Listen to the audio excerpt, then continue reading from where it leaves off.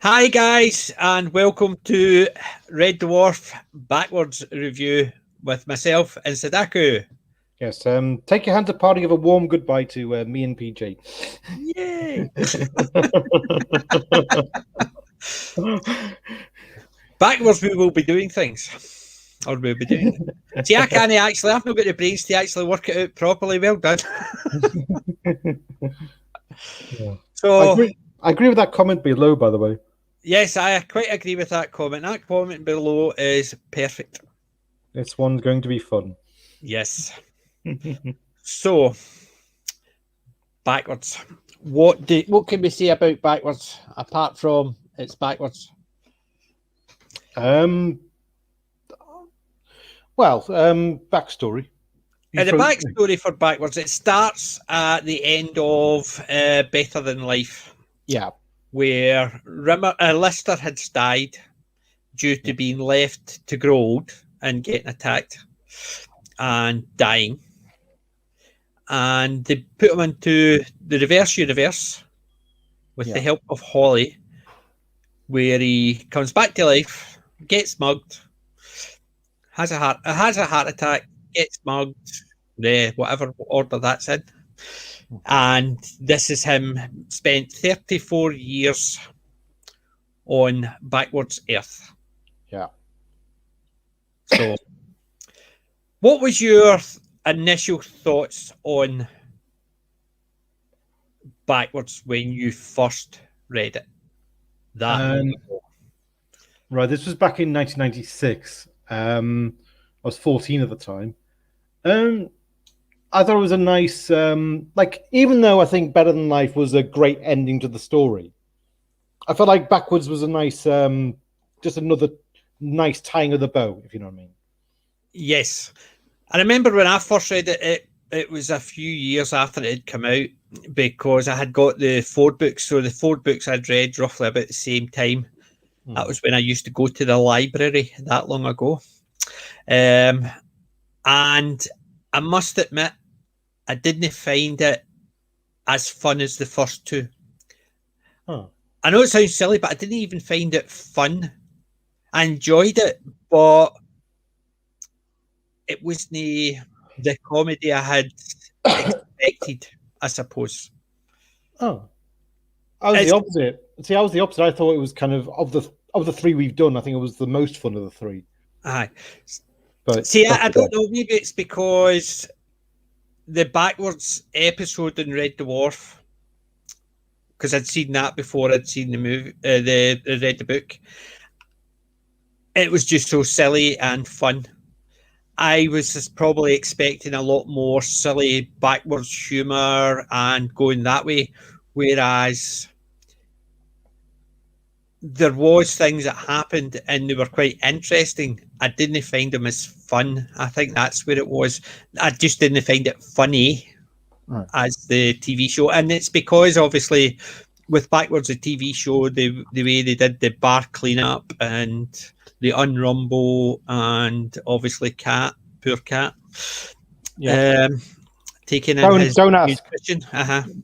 Taking in his nutrition, shall we say. Yeah. And things like that. I just found them that extremely funny episode.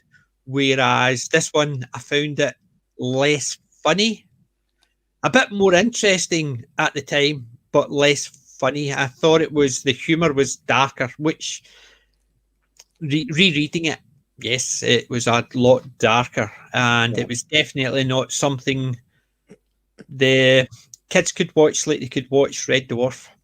No. It's definitely not something the kids could watch. The book, if that was made into a proper couple of episodes. But we'll start at the beginning because tonight, ladies and gents, I'm on a time limit, so I need to be away by 10, so maximum 2 hours. Wait a minute, would you say that was your first impression? Has your impression of the book improved since? It has obviously rereading it again. I didn't find it, I still found it dark. Yeah. And I found it more humorous, but I didn't find it as funny. But after reading the other two books as well, I found them more humorous but less funny because the humor was, I suppose, a bit more adult rather than like the TV shows, which is very more slapstick and laugh out loud, hilariously funny. Whereas this one's more a more cohesive story with humor throughout. Yeah. And the humor is a lot darker in some parts. So I found it more interesting. Didn't find it. I found it more humorous, but I didn't find it as laugh out loud funny as the TV show because we've rewatched all those as well. It's that one. It's just one of those ones that did I enjoy it. Yes. Did I enjoy the TV episode? Yes, a lot better because I like the laugh out loud funniness of it, and I was hoping, I suppose, to revisit the hilarity, the barroom tidy, that type of thing. It was the cat, whereas similar things happen in this one, but they're not done with the same type of humour. Well, no, it's a different take on the concept. Yes. It's the same as I said, Better Than Life and Infinity. Both of those I didn't find as funny as the TV show. I found them a more cohesive story, and I found the humour. I found it very humorous, and it was a more interesting story. So this one I did find better in some respects to the TV episode, but I found the TV episode funnier. It was basically taking all the hilarious bits and just exaggerating them more to make it more kid-friendly, I would say, rather than fan-friendly. Because obviously the book is still fan-friendly, but it's more adult humour. Well, here's the thing about the book. I do think, like the first two books, I think are great, but I think in a way, I think you could probably, if you're a fan of the TV show but you've never read the books, I think you could read backwards without reading the ones before and still get into it. I think it's got a certain nice clean slate feel to it, and I think and they do give you a recap and why they're there. So, and it basically, if you haven't read the other books, then it is a good intro to allow you to dig out the other books to view them. Yeah. Yes, so this one you could start. But then again, I think each of the books are not necessarily you need to read the book before. You can, and it's more interesting because it's actually more cohesive between Infinity and Better Than Life. However, each of them would stand on their own if they must. Right. Whereas this one, yes, I can understand that because they give a bit of a backstory why they get there. Yeah. So you're talking about Rob Grant is doing this one. He did this one on his own. Yeah, I actually, when I was 14, I actually went to a Waterstones talk where he was he read from the book and he signed it, and he kind of went into. I remember he read the early parts of it where Lister's being chased by the police backwards and things like that. I'm trying to remember how much he read, but it was a good kind of appetizer for the rest of the book, if you know what I mean. Yeah, and he wouldn't have read the first part because the first part where it starts off, it doesn't start off in backwards. It starts off the school day for every good boy. Yeah, basically it's Rimmer. Right, it's every good boy deserves favour. The thing is, it's basically it's set when Rimmer was 7 years old, and basically he's at the piano because he's trying to think, look, I don't have a talent, any other talent. Maybe this is the only talent I have. But he's trying to play the piano and he can't do it right. And he can't do it right, and it starts off that. So it basically gives you Rimmer doing the school, his learning the piano, explaining how and why he's so hopeless and why his brothers keep teasing him and why he's always trying to shine because of how well his brothers are doing in school, and other things. He strains to shine, doesn't he, even at that age? Yes. And then basically he's 36 of the 37. Like he's basically just above bottom of the class. Yes. It was 36 out of 37, and the 37th was someone who's about to go to special school because I can't even remember the reason they actually said. I know the reason, but I probably shouldn't repeat it. Well, that's right, because he actually spent most of the time trying to play with himself through a hole in his pocket. Yeah. Yes, yes, that's right. He spent 7 hours of the 8-hour day. Oh no! Actually, no, that wasn't the one he outranked. He basically, he says the only person he outranks is Dennis Filbert, who smells of bread and margarine, sports a plaster over one lens of his spectacles, and has a behavioural problem which results in his turning blue and losing consciousness if anyone tries to speak to him. That's right. The other one was Thrasher Busick. Yes, he was basically that was the type of people in the class he was competing with. Yeah. So, and he was still about to be kept down unless his mother could have convinced the school. And this is all on the framing device of he's trying to learn the notes. Yes. Like, the saying is every good boy deserves favor, but he keeps, because it's Rimmer and because he's kind of, he's pessimistic. Yes, every good boy disappoints father. Indeed. Yes. Yeah. Which we obviously know now after watching the TV show. It's not his father. No. That's a TV canon. I know, that's what I'm saying, but you don't go into much detail on this anyway. It doesn't go any further than his childhood. But I'm just saying. Yeah. TV canon and book canon are obviously different. There's enough differences that the two of them are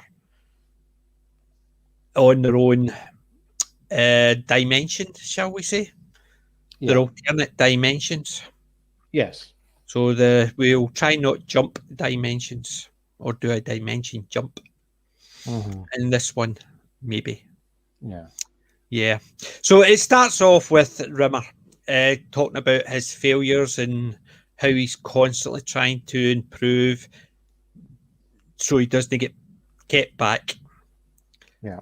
And this becomes a repeated motif in the book. It's like we kind of repeats it a number of times. Yeah, we keep flashing back to that moment in his childhood, like between parts, because it's a 5-part book, isn't it?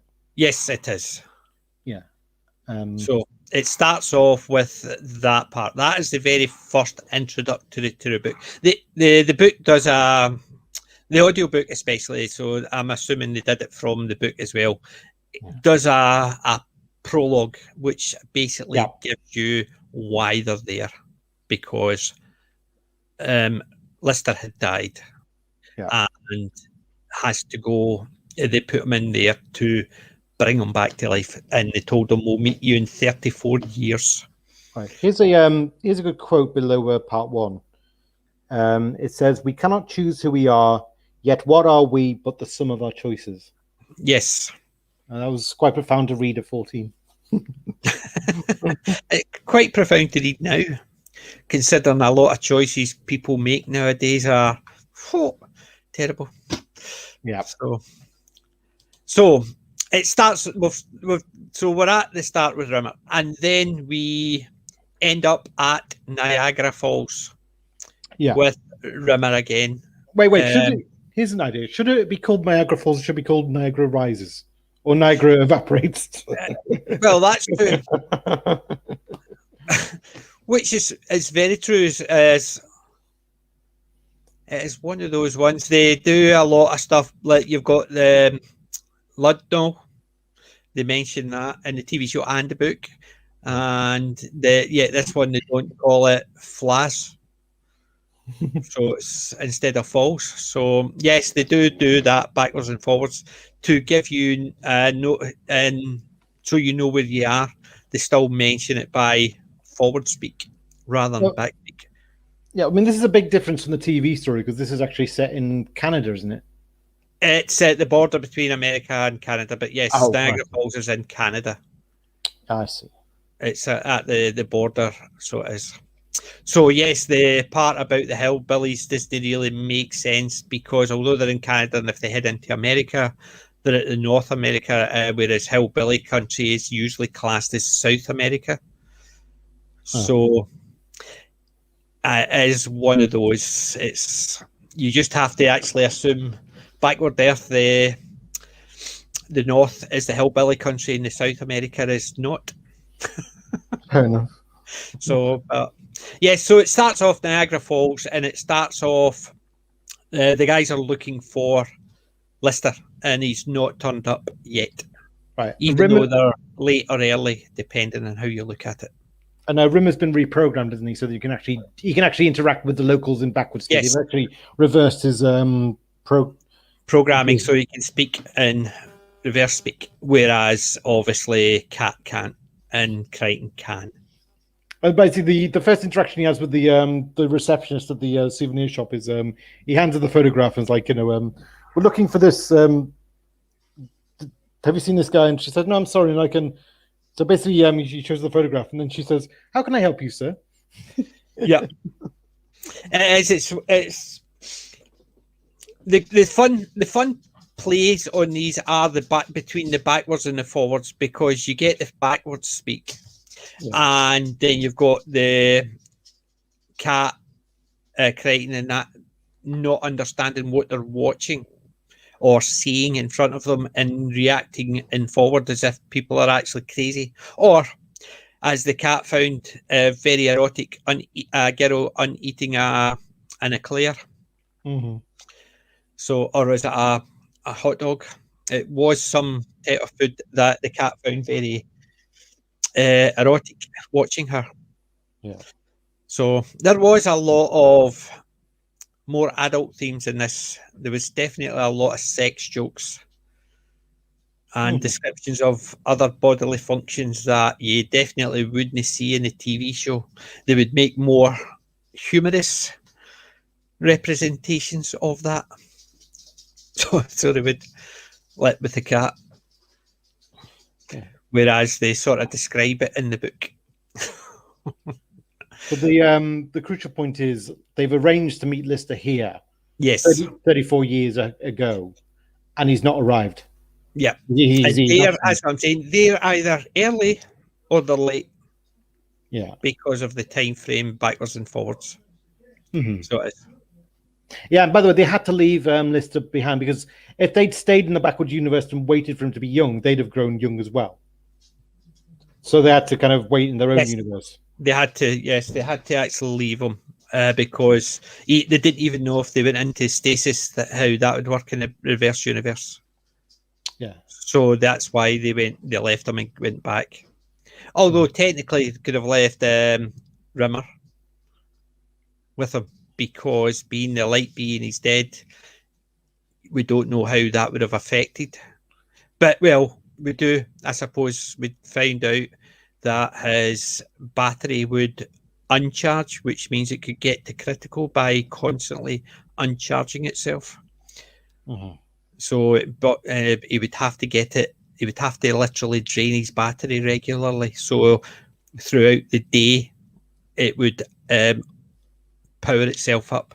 So, yes, I suppose they had to find a way to do that, because the only one that could have survived, I suppose, would have been Crichton as well. But with his power supply, would that have had the same effect? We don't know, because they mentioned it with Lister, the Rimmer, obviously the Cat because of the age. But that's why he was left on his own. Well, not quite on his own. He was given Kachansky for company. Yes, that is sort of hinted at. We don't know, but considering the time frame, it's left open to interpretation. That one, it is left in, because they didn't actually say what canister they found. We just assume he was looking for that canister, and that was sent in. So it is one of those ones. But if that was to do that, then they would have had to drop off Kachansky well in advance for her to come back to life, to be sitting there waiting for Lister when he arrived. So it's quite ambiguous, but it is open to interpretation, and I suppose it is one of those ones, like, is Deckard a replicant? Was Total Recall a dream? It is open to our own interpretation of that aspect of it. So we'll leave it that, so we can, 40 years time, we can come back and say, was Kachansky the canister? Yeah. But it is one of those ones. I think it is left quite open, so that either that is Kachansky's time frame. So she was there, and it just so happened when he came back to life, he'd already married her. Or was it the canister and the two of them? But it is easily arguable. Which I liked, the fact that it was quite ambiguous and it didn't just tell you outright. Because a book, it tells you everything outright. It does leave nothing for you to go back to reread it and see if there's any other clues and to get another idea. Like the Deckard Replicant or Total Recall the Dream. It's one of those ones you can revisit it numerous times to try and get a better understanding. So, but the thing is, Crichton does see a clue because he watches a bit of the TV. Now, yes. What he sees is a lot of news about the Soviet Union coming together, and the people partying the streets as they erect the Berlin Wall, and they try this new thing called communism. Yeah. He also sees, he sees two pictures quite quickly, which was the cat and Lister. Yeah. In one word. Murder. Yeah. And that, so he knows the Lister's going to be there based on the fact that him and the cat were in the news article. So they knew they were on the right thing. It's just a case of waiting for him. And then he gets pushed in through the double doors by two cops walking backwards. Yeah, because basically we find out that Lister's been arrested, and in a police van where he's getting unbattered. Yes. And then they drive into a particular spot and they let him go. Yes. Where then basically he chases the police officers until the reason they're chasing him becomes apparent. Yeah, and now I thought this was quite good. It was quite novel how they did a backwards police chase. Yes. And it kind of told you right from the start, this is going to be a very different take on the concept of backwards. This is going to be like, it definitely was. It told you very quickly that backwards was not the silly TV episode. It wasn't going to be as laugh out loud, hilariously funny, because the way it described it, it was going to be take it a bit more seriously. Yeah. And I think that's and I think because the split up between the two guys, Rob and Doug, I think Rob was probably a bit more serious with his stuff. I think it looked like, just by reading this one, that he was probably the one with the storyboard, whereas Doug could put the humour into it. So the two of them working together could get a really humorous story, whereas the two of them seem to have split and did the books separately. This one seems to be a lot more serious, but the storyline flows. But I'll see the difference in with The Last Human, see how that holds up. Yeah, I mean, what you said there flows. It is, they do it in quite a very pacey way, and like, as I did kind of get through the book like over the last few days quite quickly, because I was like, each chapter kind of leaves you on a hook, and you read next, and the story unfolds very, very quickly. Mm-hmm. I do think it was quite funny the way that like as you say, it was doing the concept seriously, but the humor was in how the crew react to it. the seriousness. Like when they're being shot up by those because basically they retreat from the police and then they realize that the car that they've used to run from the police is stolen, and so Lister kind of drives it back to the owners. And this the bit that made me laugh is a bit that made me laugh out loud. Where is it? It was God, I've forgotten where it is. It was the bit where Lister says, "What are you doing?" And he promptly turns the car off. And at that point, he could have killed Lister. I found that humorous. The fact is, there's Rimmer actually really, probably, truly, for the first time, apart from all the times he said, "Oh, I could kill him," this is probably the one time where he physically, if he could have, he would have. Yeah. Because they've just been shot at, or the bullets have been dragged from the car, and he drives up, reverses up, and parks the car and switches the engine off, and then he unhotwires it. Yeah, because like there's a bit where they're driving the car, and like Rimmer goes, "Lister, where did you get this car?" It's like, "I don't know." It's like, "What do you mean you don't know? This is your car, isn't it?" It's like, "I've never seen it before." Yeah, and he says, "So we're going to go back and with all these cheap car salesmen up in the remote hill country." Here's the bit I thought was funny, right? Okay, there was a strange implosion sound, and the glass on Lister's lap leapt up and formed itself into a driver's door window, which for some reason appeared to be misted over and coated in yellowish lime. Then Lister did something for which Rimmer would never forgive him. Lister parked the car. Yes. That was the part I must admit the humour was there, and it was the fact that you could just imagine Lister, Rimmer physically, if he was physically able to actually touch Lister, he would have strangled him. Yeah. Even though he's a big coward, you could just imagine at that point he would have reached over and because there you go, getting shot at and then or unshot at, and he parks the car and switches off the engine. Oh dear. Yeah. That was like me. But yes, I think the way it's even flown up until this point, the fact that the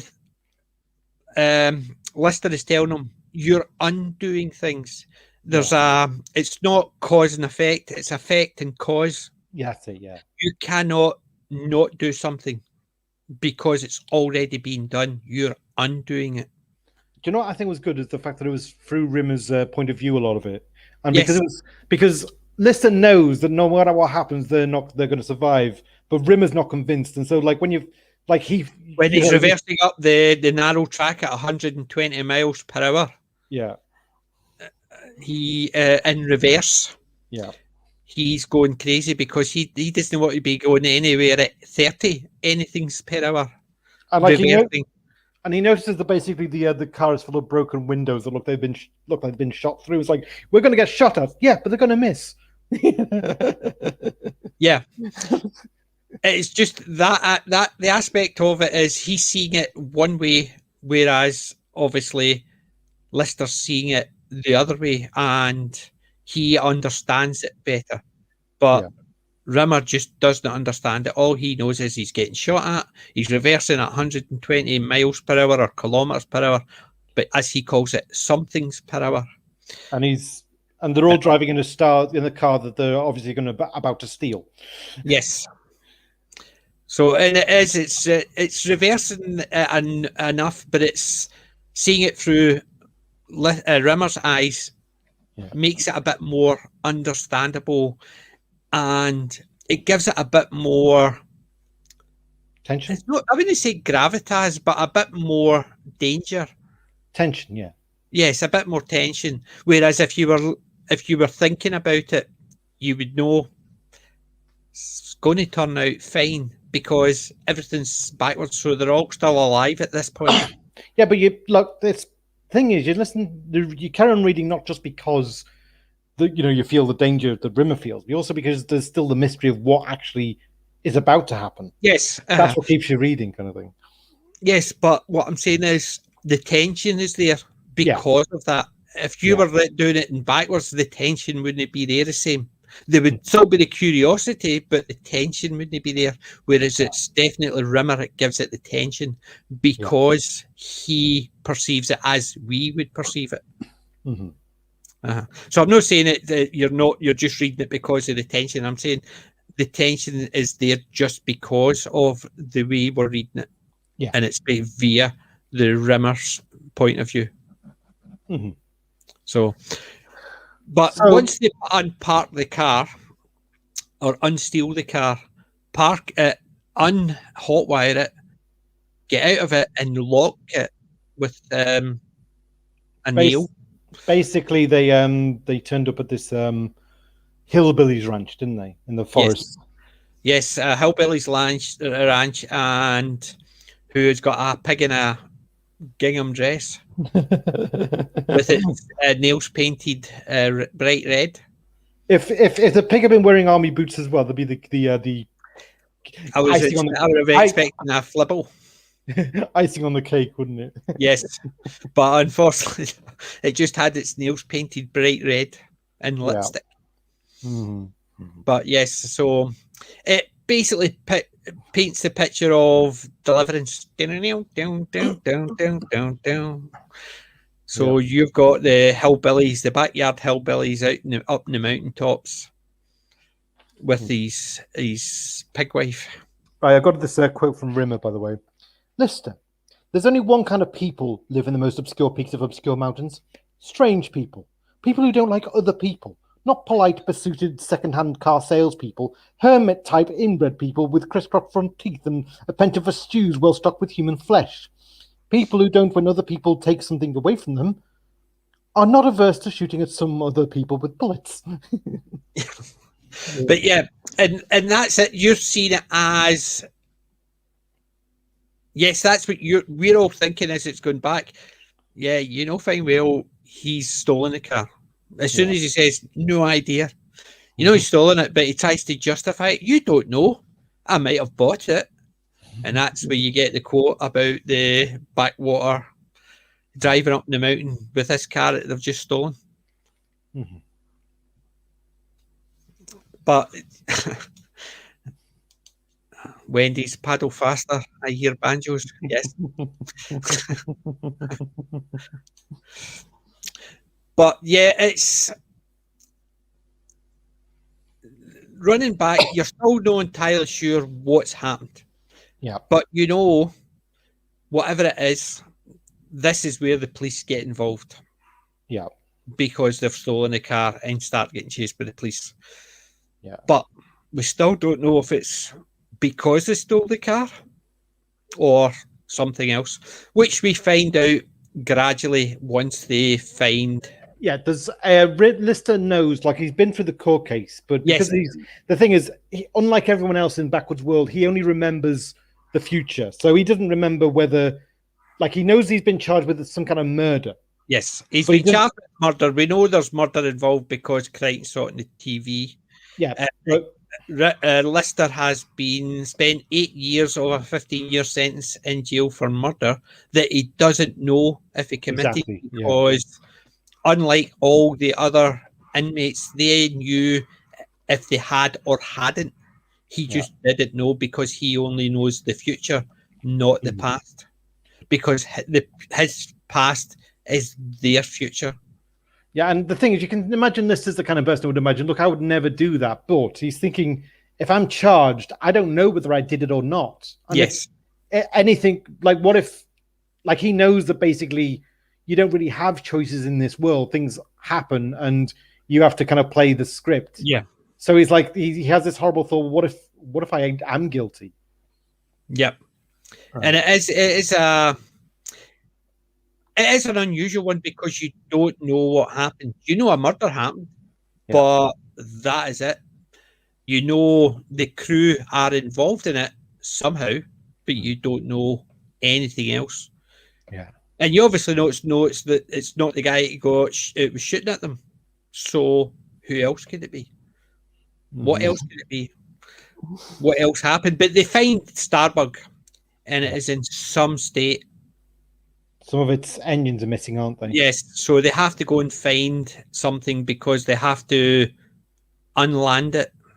Yeah, and they think that basically the hillbillies have dismantled it and started Yes. stowing its tanks away for possibly making illegal beer or something. Is that it? Yes, they were basically making illegal plants because only in the backwards universe is it illegal to take illicit alcohol and turn it into grain, corn, and potatoes and return them to the soil. Mm-hmm. So, and that's what they were saying in the backwards universe. News barons are philanthropists because they take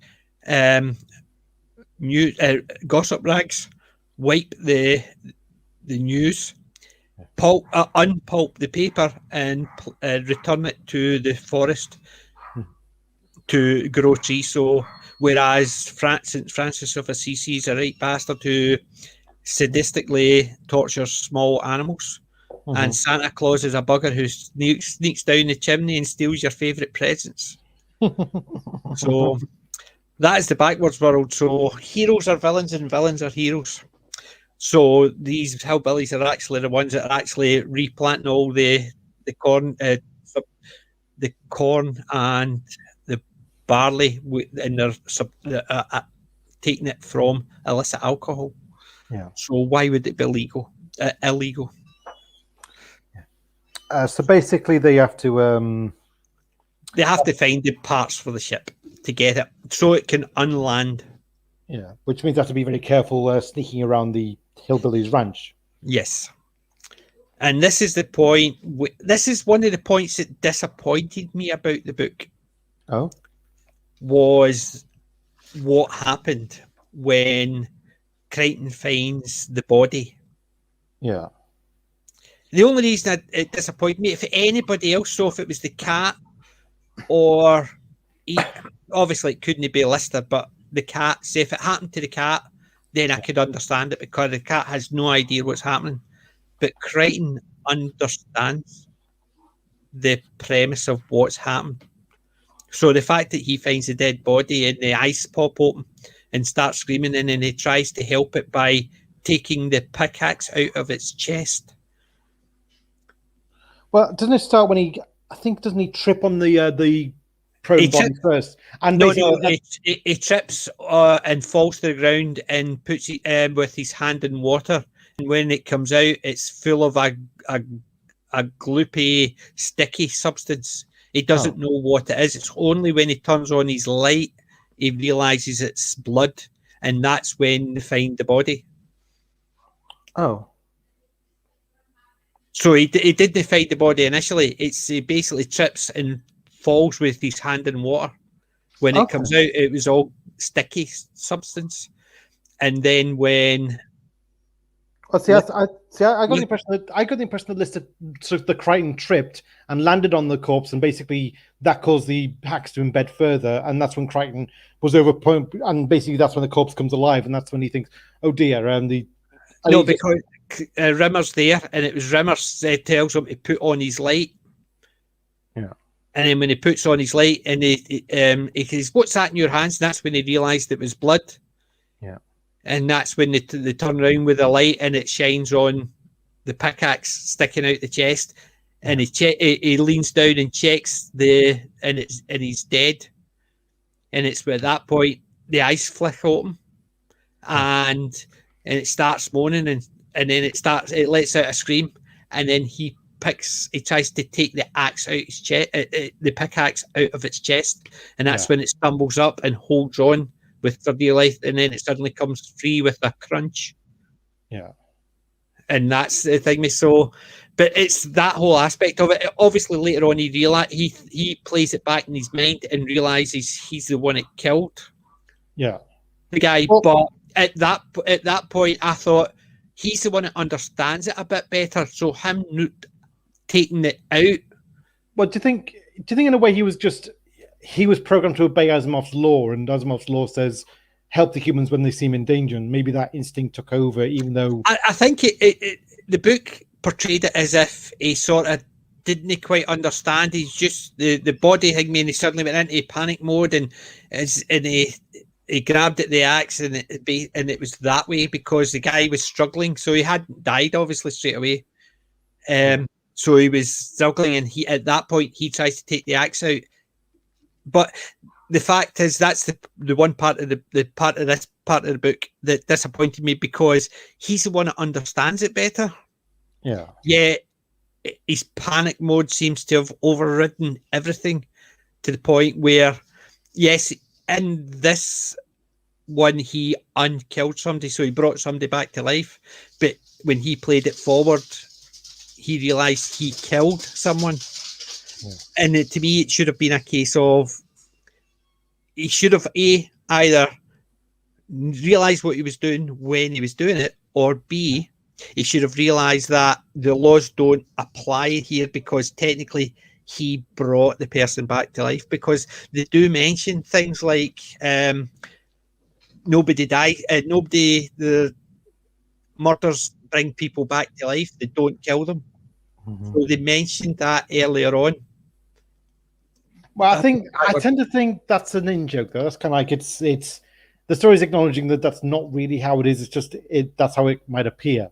Yes, the crew. Whimsically, that's how it appears to the crew. But yes, but in this reality, that's exactly what happens. So a murder does bring somebody back to life because you are running backwards. So even though they would normally run forwards and they see it separately, but it'd be like somebody from the backwards universe and coming here, thinking it's weird that when somebody dies, they actually bury them. They don't come back to life. Yeah, but wait a minute. For someone in the backwards world, the world is forward. They're just experiencing it like the other way around to the rest of us. Yes, but if they suddenly started it, playing it there, no, you have to take it the opposite. Because remember, they said they always remember the future, because although it's running backwards, they're seeing everything backwards. Yes, I understand that aspect of it, but from their point of view, if you reversed it the other way, it would still have the same aspect from our view. So they would still see things happening in the opposite from what they're used to. Yeah. That's what I was meaning. That suddenly, like the Incredible Backwards Brothers, people actually eating things, it was weird and stuff like that. Yeah. So you would have to assume that. But it's the fact is, as Crichton sees it, then even at that, as Crichton sees it, then he technically didn't kill that person. He brought him back to life because he tried to take the pickaxe out. Obviously, in reality, what he's done is plunged it in if he's playing it forward. But because he's living it forward and it's running backwards, he technically brought the guy back to life. So the fact that it sort of messed with his head that he killed someone, that's the part I just thought was a wee bit messy because of the way they were playing with it happening and affecting cause. And do you see what I mean? You mean like either he should have known that in advance rather than being felt guilty about it afterwards? Yes, he either should have known about it in advance or realised that in this reality, that's the laws of do no harm to humans didn't apply here because he didn't do harm technically because he did it in reverse, which means he brought him back to life. Yeah. It's just I found that part just a wee bit. I suppose it was disappointing because of the way they had Crichton react to it. Yeah. Either at the part where he did do it or the part afterwards where he tried to justify it or not justify it, tried to he atone for it. Yeah, because basically what he does is he ends up staying behind. Yes, he tries to stay behind. And that's what causes the because basically that's what causes the takeoff to go a bit caca. Yes, but even at that, it didn't really, because it sounded like that had already happened anyway, because it was in some states. So the fact is, even if he didn't try to help or rectify it and jump back aboard, it would have still done it. Yeah. So it was almost like not so much a self-fulfilling prophecy. It's just more like if he didn't jump on it, it would have still did that, because obviously we knew after the fact that it didn't go anywhere. It still went up, down and down. So it had crashed years in advance or years in the past. Mm-hmm. And they just have to wait for that to happen. Because that's the thing, we're expecting them to make the flight window and to get out, and basically, Yes. and that's still. they did that doesn't happen. So basically, they end up having to stranded on Earth for another 10 years. 12 years, isn't it? It's 12 years. No, it's 10 years. Oh, is it? Because it goes for they says, is it 4 weeks? It goes for 10 years. Just a minute. Let's see. Because it's the for what is it? 4 days, 4 hours, 4 months, 4 weeks, whatever. He does that. And, No. Sorry, it's 12 years. 12. He basically said, well, the audiobook's got 10, believe it or not. Okay. I don't know why they changed that then for the Audible. It makes zero sense changing it for the extra 2 years. Mm-hmm. Because they were 15, remember? Yeah, but this is I think it's meant to be 27 or something in this. No, because they were going back 34 years, remember, and he was 68. So he would have been. I think it was 61. You're 61. He was 61, and they were going back 34 years. So yeah, it's 27. So 12 years. Well, in the book, in the Audible, they've changed it. They've basically had it as 12 years. That's weird. Why they've? I don't know why we would have changed that for the extra 2 years, because. And but the thing is, that's because for some reason the flight window is limited to to a certain planetary alignment. Like if the planets aren't aligned a certain way, they can't make the trip. Now, I'm a bit fuzzy on that. I'm assuming that basically it just means that they have to accelerate at a certain speed. No, because they were going to use the planet's atmosphere to slingshot them. All right, okay. Because they mentioned about using the planet's atmosphere to slingshot them, so it had to be the location of the planet and of it or the moon to help them slingshot. Okay. So and they couldn't collide into Jupiter or anything. Yeah. So I think it had to be something to do with that. So the alignments, because they did mention about using the atmosphere to slingshot it. So it may have actually been one of the other planets that have had to go around and use the gravity to slingshot. But so it's a weird one. The extra 2 years difference. I'll need to double check that again. But it does give a nice sense of. It gives a nice sense of jeopardy to things that basically you're revved up for them to succeed and they don't. Yes, and it kind of shows that the stakes now they could cock it up again. Yes, and then the next part. See, this is the part I thought the book would have been perfect if it was all backwards. So they're suddenly got 10 years. So 10 years for the rest of the crew to get used to things running backwards would have been fun. Yeah. But they skipped 15 years. Oh, sorry, they skipped to 10 or 12 years. Well, to when the cat and Lister are kids or teenagers. Well, before we get to that, there's an interlude, isn't there? There is. The interlude is when they go back to Spanners. It's the dimension jump. Yeah, it's the second part is part 2. Smoke me a kip. I'll be back for breakfast. Yes. So basically, this is the episode where part of the episode from Dimension Jump, where they introduce you to. You've got the only one who really actually introduce you to is Spanners. Yeah. Thankfully, they don't mention the cat at all, unlike the episode in Dimension Jump where they had the cat, they had Holly. They had even Crichton. No. Now, his character was Crichton, basically in Dimension Jump. You had Robert Llewellyn playing the character of Bongo. Yes.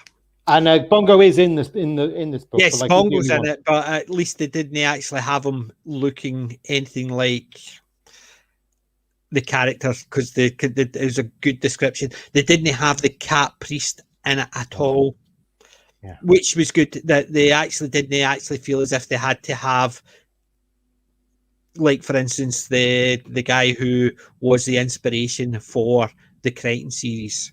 I'm glad they didn't have him in. Yeah. That's what I was meaning about that. So they didn't have him as Bongo, the inspiration, or they didn't have the cat priest in it. Now, see, I really liked the way that they expanded on Ace Rimmer's universe, like the function of the test, how the test facility worked, and the fact that and basically, like, you see kind of a bit more how he operates. I mean, yes.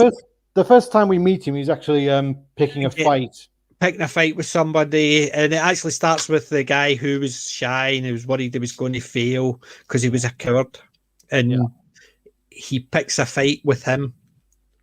Yeah, because he wants to give him he picks a fight with the intention to lose, just to give him a kind of confidence boost. Yep, he does. Yeah. Which would have been fine on its own. I think they didn't need to go back and explain that. Oh, okay. Did you? Yeah, I think so. The fact is, the girl came out and said so. She was the barmaid. Yeah. And he explained, don't ever tell him. I thought they didn't need to do that, because it would have just been enough as if he had actually seen him and decided to help him by making him look good without somebody else trying to convince them to do it. Like he did, because that's later on. I'll ignore that part. Remind me of this aspect of it. I'll probably remember at the end. But it was the fact is somebody had to ask him to do it, whereas him going up and doing it would have probably been more in character. Yeah. Rather than just because somebody asked him. Mm-hmm. So that was the one wee bit of that. I thought once they explained it, if they'd left that just as it is, and with the rumours going around that somebody beat him up and things like that, and the Shiner is constantly hiding and people just don't quite know what's happened, I think would have been funnier. Yeah. And more interesting. And I liked the Spanners, the description of Spanners, how he got to that point and things like that. Yeah. The only thing I didn't like about the Spanners character was the bit which to me was counterproductive, shall we say. Okay. Talking about he gets erections when he's excited. Right. Yeah. That just seemed, why did that need to be put in? Because it didn't really serve any purpose. I think it was hinting that Lister was still kind of a bit immature. Yes, but see, it mentioned the part he was constantly struggling against being the slob he always had been. Yeah. You know what I mean? So that they had that aspect of it, but I just thought that bit was just put in for. I think maybe it was the fact that he was. I think the implication was it was because he kept on waking up early, and sometimes you get early morning erections that are not even erotic. They're just it's because all the blood's flowed to you. It was the fact that when he was having the shouting match with Bongo at the Admiral, and he mentioned that he gets when he's. I can't remember it says when. I'm sure it says when it's a technical detail. He's basically getting really involved in something. He gets so excited about it, he gets an erection. So it's almost weird. Yeah. And I thought that was another point. I thought that part being out of the book would have served it better. It would have made it. I can't even say more interesting. It's just it would have made it less weird, because I thought that part of being in it. You felt it was a bit tasteless. Yes, okay. I suppose that's it. It sort of is a case of really, did we really need that aspect in it? It's the same as later on with when you find out why Ace picked the fight. I thought that was a bit superfluous to what you needed for the book, because it suddenly made that stance where he helped that guy out, which it would have made him look like a hero in the girl's eyes. But in effect, it wasn't anything to do with helping the two of them. It was the girl wanted his attention, and he tried to make him feel better. But it just seemed like it was the girl trying to do that. So he was just the person she asked. She could have asked anybody else. Yeah. Whereas if he'd gone in and did it, we'd just seen it and just picked the fight just because, and it caused these ripple effects, would have been a better story, I think, because it showed his character of someone who will put himself in a bad bit just because he sees somebody needing it, rather than somebody like him into it.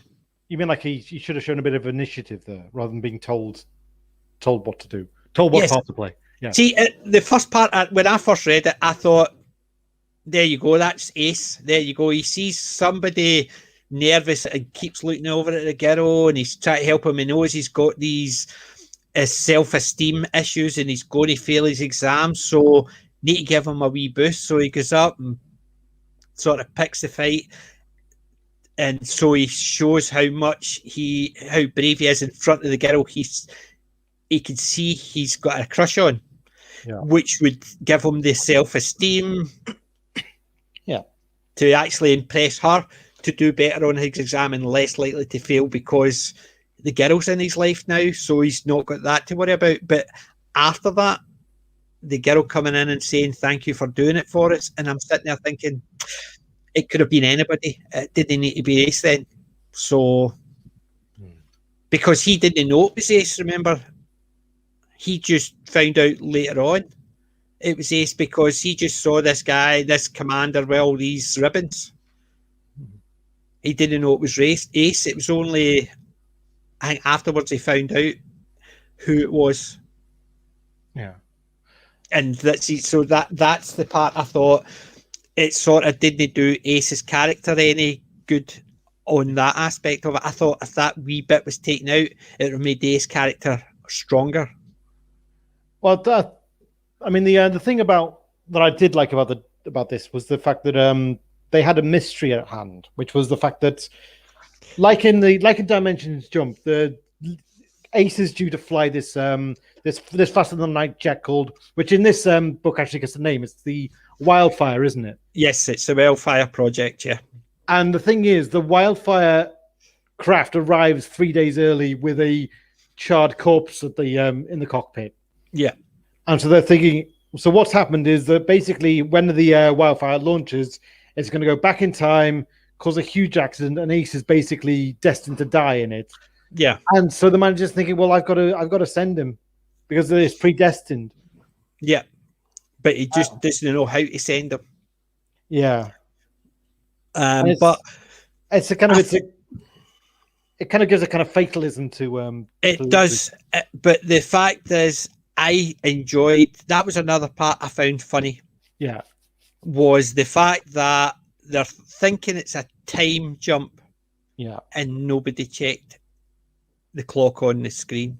I thought that is bloody typical. Yeah. They're so focused that it's travelled back in time. Nobody checked the clock. Yeah. Because they just assumed that it was their ship, based on the fact is it was their ship and their commander who was about to fly it, and look, the DNA shows it was him. So they just assumed it was his, but nobody checked that aspect of it. But then he also says that, which took it away from it, was that he saved my life because he gave him the shiner, so he knew it wasn't him. Yeah. So the part about Spanners realizing it was a time sort of means that, well, Ace already knew, so why didn't he tell them that it's definitely not me because he's not got a black eye and I have? No. I think he only realised that after when he kind of once that was pointed out. Once that incongruity was known. No, it pointed was. out, I thought the bit with the girl was before the big meetup to decide if he was going or not. It was, yeah, but the thing is, like, they didn't really look. I think Ace just didn't notice. So basically, Spanners noticed the time was out of alignment. Yes, and then because of that, then Ace noticed. Oh, wait a minute! That me doesn't have the black eye that I got from that fight. See, I thought that was first. He realised that and said it to the girl first before the meeting where Spanners realised about the time, the clock. So I thought the meeting with the girl was before Spanners checked noticed the time. Right. And if he's done that, then he already knew before Spanners did. It wasn't him. Do you see what I mean? It depends what order those two paragraphs come in. So if he's talked to the girl before Spanners actually says, have you checked the clock? Then that means it wasn't the Spanners are noticing that. It made him realise that it wasn't him. It had to be from a different dimension. He noticed the black eye, so he knew it wasn't him. So whatever Spanners said meant nothing. Do you see what I mean? That's the part I'm getting at. Whatever part order those two paragraphs are in changes how things come across. And I thought the girl speaking to him was on his way before Spanners actually found out about the clock. Oh, I thought maybe that they basically like that Ace and Spanners had met before then, and they knew the case they had to make to the Admiral. Like, I thought maybe that Spanners had kind of been Spanners and Ace had kind of like Ace had found like Spanners still looking at the VCR and like the recording and like trying to make sense of it, and eventually maybe kind of had been there when Spanners did the Eureka. Well, both of them had actually said they'd spent time because he had actually gone over it. He had a copy of the recording, even though the tech boys were looking at it. He was going over every screen of it, and so was Spanners. And none of them noticed the clock. Yeah. But it was only when he came in and told Spanners to go for a lie down because they had to get things organised to go at 12 o'clock. He'd had the meeting with the girl prior to that, and he had said that the girl, he saved my life because, and that's when it was talking about the black eye, because he's obviously noticed that the dead Rimmer didn't have a black eye, which means he already knew it wasn't him before Spanners noticed the time and knew it couldn't be him. You see what I mean? It was sort of circular. The Rimmer already knew, or Ace already knew before Spanners, but Spanners' reasoning was the reason they said that he realised it wasn't him and it had to they come up with the different dimension because of the eye. It's almost like those two, if they were switched over, Spanners realised it wasn't a time ship, so how else could it be? And he's realised he's not got the black eye, so that couldn't have been him. It had to be another him from where? A different dimension. But the eye was mentioned first before the time. So it sort of messes it up. See, I read it back, and it was Ace and Lister were both watching it together, and it was Lister who's kind of spotted it, and basically says, by God's plan, he's only done and cracked it. And yes, exactly. But if he's spoken to the girl before that point, he's already noticed the eye. So he already knew it wasn't him. Mm-hmm. You see what I mean? That's the parts that I'm saying. It's sort of. Whoa. See, I'm looking back. I didn't it's trying to remember that because it's only just a couple of paragraphs. I'm not finding it. It's let's see. Because I'm pretty sure it was after. You see. See, I thought it was just before. No, it was after. It was no, it was after. Like page 115. That's when they have a talk. and it was before they found it on page 96. Right. Okay. I've listened to it now and I've remembered that it's been the opposite way. Yeah. But then again, so if Spanos already had found out it wasn't a time ship, then that guy punching him hadn't saved his life, so he lied. So it doesn't make him look any better. So the Ace we know from the TV show is definitely not the Ace we know from this book. They're completely different because there's one who's what a guy, even though they keep saying that in this episode, in this book as well. What a guy. He's basically, he does lie for no apparent reason. Because it wasn't needed to lie, because yes, he probably said that as if he saved his life, but it just didn't make sense in that respect then. Either way, those two sentences, those two parts just didn't make sense in anything. Right. But I mean, I really like... For me, and I am aware that that's the good thing about a book. We can read the same things and just interpret certain things different ways. It's perfect. That's why we love books. Right. The thing is, I really like the fact that this was... It took what was... Like in Dimensions Jump, we only see a little bit of Ace's universe. I liked it more because it expands it more. I definitely did. I thought it was better. There's just a couple of wee niggly bits, and that's the parts. But I think the whole extended story, even with Peterson, and that explains why obviously Spanners came into being, because he didn't have Rimmer as his bunkmate on Red Dwarf.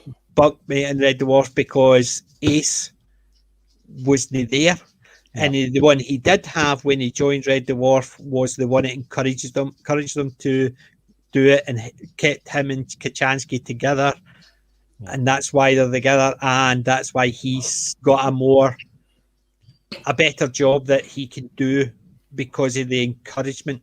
And the guy that encouraged him has suddenly had 2 extra promotions. So wee things like that. But I really like the fact there was a kind of a for them there was a mystery of who is this. Is Ace going to die? Why is this wildfire come back 3 days early with the corpse on it? So it was a nice kind of it was.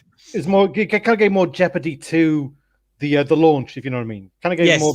There was more of a countdown to the launch, if you know what I mean. It wasn't because there's enough changes in the book from the TV show. Was Ace ever going to actually appear, or was he just going to take off and die and come back? So because like didn't know. On TV, like he just goes straight for the launch. Whereas in this, you're thinking, well, is this launch going to kill him? Is this launch going to? Is it? Yes. Well, yeah. It basically also means that they could have killed him. They could have actually not known, and in effect, it was him. Yeah.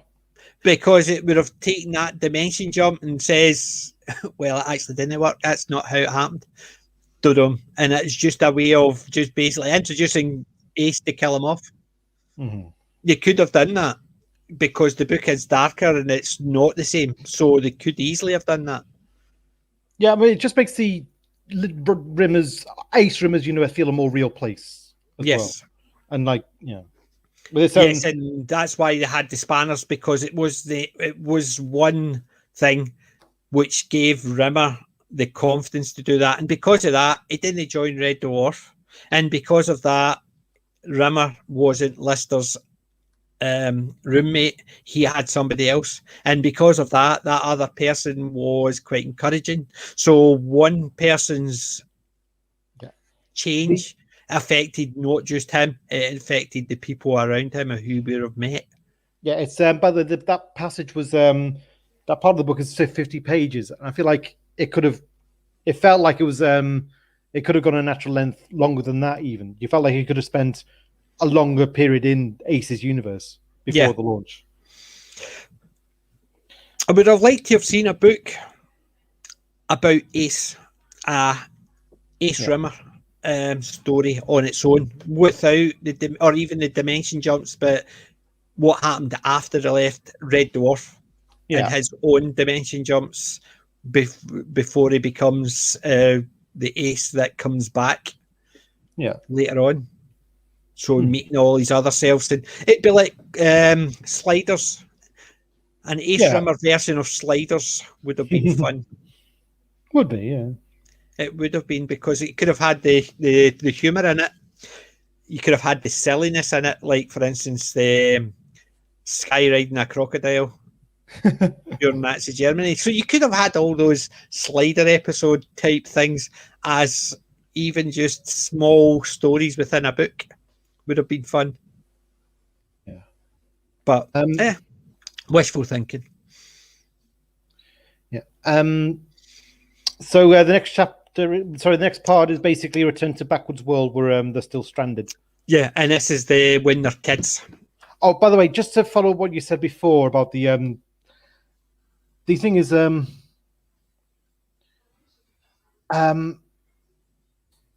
the thing is that you said, like, you felt like it was that they have to spend another 10 years, 12 years, the whole crew do. But the thing is, they've got Starbug and they're living in isolation. And yes. I think, in a way, it's implied that they don't have to go out into the outside world, so there's not really... No, I'm saying I think it would have been funnier, it would have been a better story if they'd extended it so the book was the backwards and those 12 years were how they were surviving, dealing with things unhappening. Yes, they're more... they became hillbillies themselves, which was another thing as well, about the jokes as well, about they mentioned about the cat and Lister, how they're being petulant. Oh, he's moaning at me and all that. They're talking about them constantly masturbating. And even when they were talking about sex, and the cat says when they realised they were going to be there for the 12 years, it says, oh, aye, there's other people, there's female people. It says, aye, but it's not as fun as you think it is. Just imagine a blowjob in reverse. And you're sitting there thinking, why? Why did... To me, that's put in just so he can say, think of a blowjob, just for that line.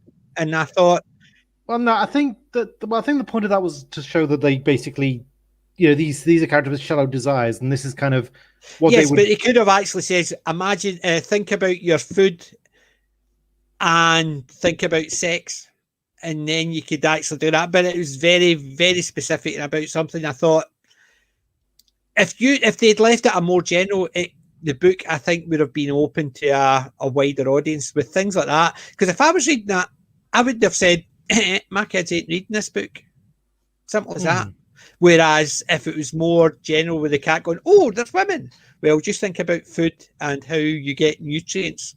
Now think about sex. And it'd be a whole, I think I'll leave that then. Thank you very much. Do you see what I mean?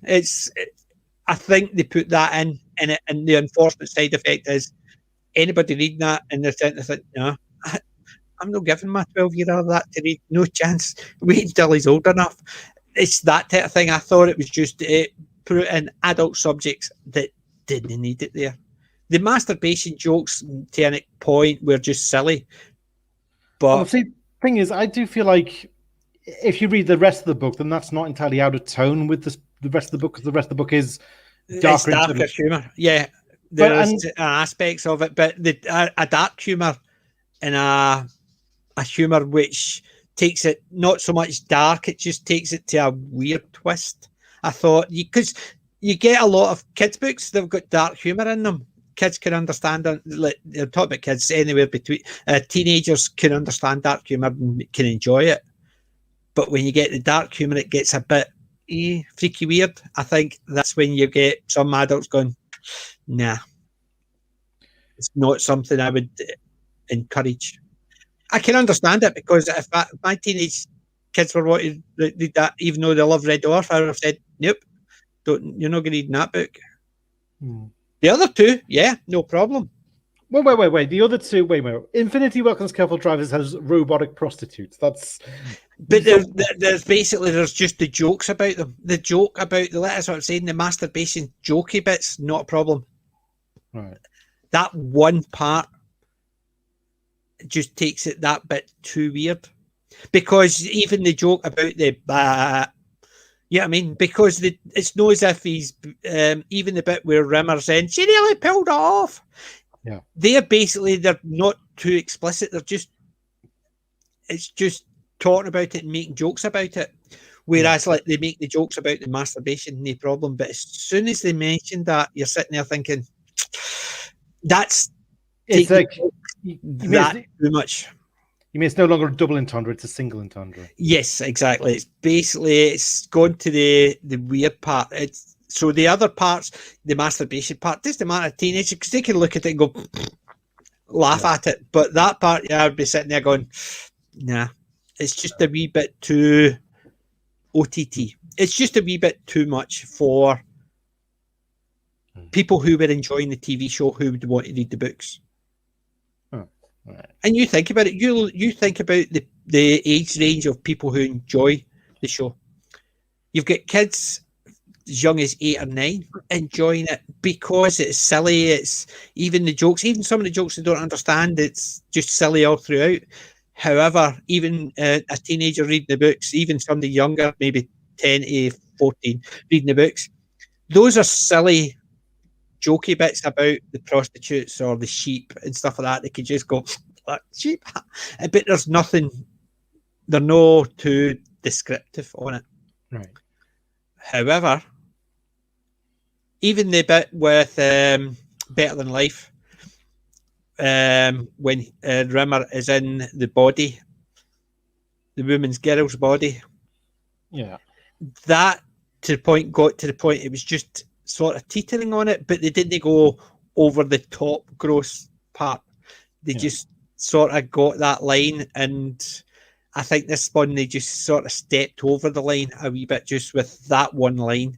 It just sort of took it to the point where that one line would stop me letting my teenage kids read that. Older teens, yeah, not a problem, but younger teens, no.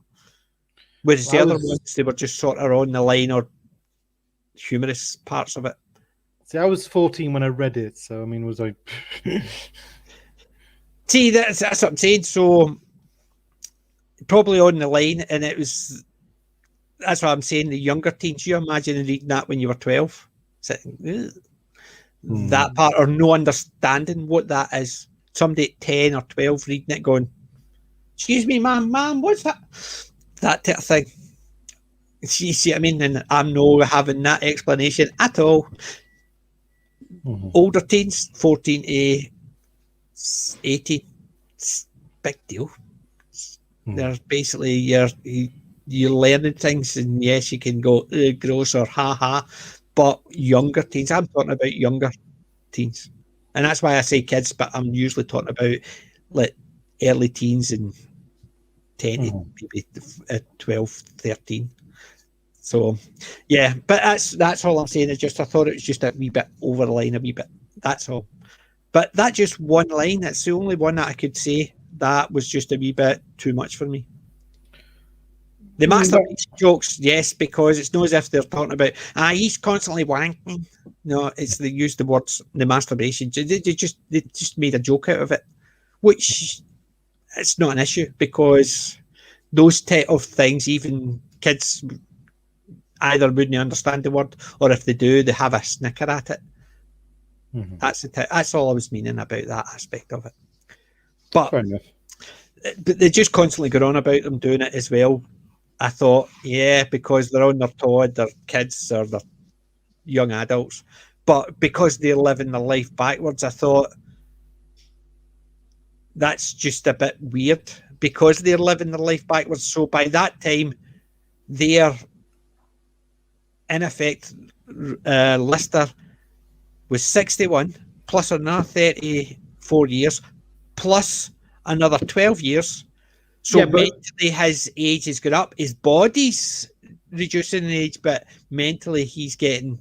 Well, the implication is supposed to be that he's slave to his new influx of hormones, isn't he? Yes, but there's a difference between the influx of hormones and the petulance and stuff like that, because it's almost like, you always tell me what to do. I'm coming.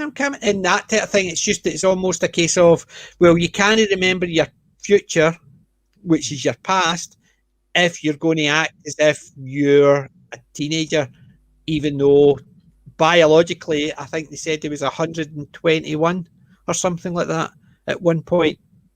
Yeah. You see what I mean? So it's that type of thing. It's just the juxtaposition just didn't tie up, because yes, it's funnier being petulant teenagers, but they've already established the fact that he's living, so he remembers his past, so it's not as if he's just 15. It's like taking you and putting you into a 15-year-old you. Yes, you're 15-year-old when you're only 15, with that complete difference of you in your 15-year-old body. You see what I mean? That's what I'm meaning. Just, I know me at 15. If I was in my 15-year-old body, I don't think I would do half the stupid things, because mentally I would be older. And that's what I'm saying. They're talking about him reverting back, but he remembers his past or his future, which means he's had all that life experience to that point. So he's not just 15. He is the 61 plus the 34 plus the 12. Yeah, but I mean, Lister has that kind of dialogue with himself, doesn't he? He says, why aren't my years of experience stopping me from getting these moments of being kind of adolescent headstrongness kind of thing? But it's like, why is the adolescent headstrong with me still winning? I don't know. I just found the whole premise of that aspect just a bit silly. Okay. So I didn't find it funny silly. I just found it cringy silly, because it just, the juxtaposition just didn't work for me. And that's the thing. You can start, it's amazing. You can enjoy a book, but there's bits in it that go, no's keen on that. It's the same as I've read the Wheel of Time. There's parts of that I'll read and then go, oh, I'll skip a couple of pages because I know this part I just don't care about. Yeah, I love the book, but I'll still skip maybe paragraphs or even chapters, because this whole chapter's about that and I've no interest in that. It's crap. But I still love the books. I do that with a lot of books. I can enjoy a book even if there's a bit I don't like. I can skip those pages. It's a big deal. It's the same as watching a movie. You could be sitting watching a movie, get dinging, and you go, right, this part's coming up, I'll go to the loo, and then come back and sit and watch it, because you don't need to bother about the fast forwarding it, or else if you're just sitting there, you just fast forward and then to the part where I can't be bothered at, but it's a load of rubbish. Oh, those two women are, that guy and that woman are kissing, I'm boring, GG. That type of thing. It's just, I do that with TV shows and movies. There's bits that I think, this bit's boring, so I can go and do something else, or I can check something else, or I'll fast forward it or something, even though I enjoy the TV show, the book, the comic, the movie, whatever. I can skip bits because I think they don't add anything to it, or it's just too weird, even though I enjoy the rest of the program or the book. Yeah. I know I can be weird that way, so I'm okay with that. I'm okay with my own weirdness. Yeah. But aren't we always? Right, so we were at the part 3, so the takeoff or the unlanding. Well, that's kind of where I think the teenage aspect plays into it, because It does. Actually, there's one bit we didn't describe, which was a bit kind of shocking, which was when Kat had a liaison with one of the hillbillies' cousins. Yeah, there was a bit where teenage Kat had sex with a girl, and she was crying because she didn't realize that about the Katsunanabe. Ah, so there you go. That ain't in the audiobook. Yeah, it was pretty. It was kind of a bit. It wasn't so much funny. It was kind of quite sad, really, because it was this. It just showed how a cat and a human relationship would never work because of the way that the cat penis is designed. It's kind of quite. Yeah. Yeah. See, they cut that bit out completely from the audiobook. Mm-hmm. I thought I had the unabridged audiobook. I'll need to have a word with Audible because it is accordingly an unabridged copy. Mm-hmm. So, yeah, well, that part wasn't in it. Yeah. So I'm wondering if actually the book I've got, not only has it been abridged, because the 10 years, it's definitely 10 years in the book. It was in the Audible book. I'm wondering if some of the parts where I thought they were down the other way, they are the other way around. I wonder if it's actually an abridged and it's actually been chopped. Which is weird as hell, because I hate abridged books. I always go for the unabridged, always, because I do enjoy the full book. Even parts where other people think that's superfluous, that's sorry, I want to make that decision if I want to skip that part. That's annoying me now. I'll need to actually find a copy, check that out, because I think I'll need to actually dig it out and actually get a proper copy, because mine was unabridged, and yet there's another bit it's actually missing from it. Yeah, because the main thing about like the fact that they're teenagers now is that you really see that the Lister and Cat are really kind of, they're tightly knit, and they're a lot more territorial. So there's a lot more kind of butting of heads with Rimmer. Yes, because they increasingly find each other even more annoying than usual. Like, because on the TV show, like by the time we got to season 12 and 13, we kind of saw Lister a little bit kind of maturing in his treatment of Rimmer. Like he kind of understood. Like he was kind of a bit more willing to treat Rimmer as part of the crew, and like just he'd kind of outgrown the need for insults and all that and one-upmanship. Yeah, and even the Cat as well realized that he needed him, even though he didn't like him. Yeah, it's like when he thinks he's dead, he's like, I can't believe he's dead. Sure, I didn't like him, but I like him. Who am I going to not like now?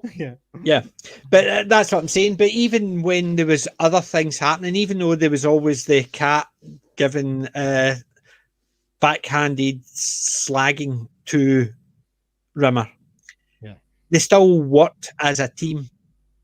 They might not have liked each other, they might not have respected him, but the same as like all the way through, every time it was always a case of, don't let us stop you. I'm just going to walk out here. Don't let us stop you. And all this stupid wee backhands. We won't miss you and things like that. But they still worked as a team because they all did something. Yeah. Even the fact that in the Side Planet, which was Rimmer's Psyche, the three of them, you really love you. No, that's basically just to make him feel good. The Cat was involved in that because he went in to help rescue him. Whereas the Cat in the book, you can imagine, would go, don't care, I'm not going in to rescue him. Mm-hmm. So that's what I'm saying, the difference between the two, whereas in the TV show, yes, you always had the slagging between each of them, but they still seemed to work together. Whereas in this one, the Cat would do, he would just be, they're basically a black hole. No, you go in the bug, I'll stay here, because if it works, it'll not make any difference. If it doesn't work, I'll live something that was at 8 hours longer. Yeah, but what I mean is, in this, it's because the Lister's a teenager again. That's what makes the kind of means that there's even more of a clash than there was before. It's not, they've not mellowed together. They've done the opposite. They become more antagonistic. Yeah. And the other thing, of course, is the fact that Lister and Cat cannot take anything seriously, and so basically the Lister, like Rimmer keeps fearing they're going to cock up the flight, and it's like he's saying, like the fact is, like we've got a democracy of 4, and but 2 of the 4 of these teenagers, and Crichton, who's the robot who's always loyal to the humans, so it's like democracy just isn't working here. It's like He thinks he's the only sensible one, and like his vote doesn't count. Yeah. See, I do agree with that aspect of it. I think the way they're actually portrayed there, that the antagonism between the group is just a wee bit. It's more on the nose, because I think the way they acted in the TV show and the way they would act towards Rimmer. I think the book gives it a better understanding and why they would do it, because of their age difference. Whereas if they were all aging gracefully and they were still doing that, I think it wouldn't work as well. You had to have that difference in perception of how yous are just old, yous don't understand. You're always getting it as we're allowed to go out and play, leave us alone, and that type of thing. And I think the age difference worked to an extent, but the only thing that got me with that was, yes, the age difference was one thing. However, I still think the mental capacity would counter a lot of that because they would have lived together. It's a juxtaposition. It's a pain in the ass to actually reconcile. And I'm aware of the juxtaposition, and I know I'm annoying with it. But that's why we're doing. That's why the two of us are doing a review, because there's people out there are actually going talking shite. That was funnier. They were thinking that, and I'm aware of that. Whereas if we both agreed on absolutely everything about this book, I don't think the reviews would be that good. The fact is, we do see different things in it. Yeah. That's exactly what that's what gives you the discussion. But not that I'm actually telling people to actually remember to like, share, and subscribe. But the point is that basically, eventually, they make the flight, don't they? They do. They make the flight. Even though they get hit with the early Star Wars missile, they make the flight. Yeah. And that's and you do feel the sense of elation when they do, and they realize they're on the way home. And yes, that's halfway through the book, but it's like it's a nice. I mean, it's the same as like Better Than Life. They did the same in Better Than Life. Better Than Life didn't actually. It wasn't the book about Better Than Life. They less than halfway through, they actually got out. Well, and this is kind of, they spend more time there, so it's a more substantial part of the novel. But there's still, I think, the question of what happened. I mean, the thing is, when they finally get back to their own universe, the jeopardy isn't over, is it? No, and that's where this part actually does another segue. Yeah. It basically, they had already mentioned the Agonoids, and now it basically goes to the Agonoids, and this does the setup about them, does the explanations about where they came from, what they are, why they're out to kill everything and anything. Right. Obviously, in the TV show, they weren't called the Agonoids. Well, they're different kind of psychotic droid, aren't they? Yes, so it's just, in effect, was it's the Merc in the TV show are effectively the Agonoids. Yeah. So the death ships, the simulants, you mean? The simulants, yes, the death ships and such like that. They're basically the Agonoids are the simulants. And the thing is, like, this is the Agonoids are they've been driven off out of the solar system by humankind, basically uniting against them, and so now they're scouring the universe, and they find Red Dwarf. And now the point is, Holly has restored his lifespan, hasn't he? But he basically, because he spent some time in the backwards universe, it gave him time. It gave him time to basically, his lifespan was running out in our universe, and so he realized that in the backwards universe, his lifespan was filling up again, and so that gave him time to work on reversing the process so that he would regain his lifespan, but the cost of several thousand IQ points. Yes, because he halved it, then he did a bit more, then he did a bit more, and he got to the point he did it that much, he can't remember why he did it, and then when he decided to go back, he realised he couldn't remember how to get it back. It's like the dumber he got, the more he thought it was a good idea to try it again and get dumber but get more life. Yeah. And basically that's when the Agonoids board the ship while he's having a senile moment. And they basically set up home there, don't they? Yes. See, I read a an article about this book, and it basically mentions this part, and it says it's very like the TV show. And I'm trying to think of the aspect of the TV show that was like this one. There was wee bits, they mentioned the Gunman of the Apocalypse, and I didn't see anything that reminded me of the things like Gunman of the Apocalypse. Even the one with the death ships. Remember, you know what to do with this sword, and he cuts himself and he's, no, clean it. Oh dear, and all that. There is no correlation between the Agonoids in the book and any of the episodes. Yeah, I've heard some people actually have said that it's very Gunman of the Apocalypse, it's very this. I'm sitting there thinking, there's nothing apart from, I think the bit later on with how it ended with the Mechanoids. Yeah. That's the only part I could have seen anything like the Gunman of the Apocalypse. But everything else, there is no correlation in the book to any sim episode on the show. No, because it's basically what would happen if the Sims really. It's a full exploration of what that culture's like, isn't it? It's basically, it's because it's in a way it's similar to it's more close to the Saw movies, isn't it?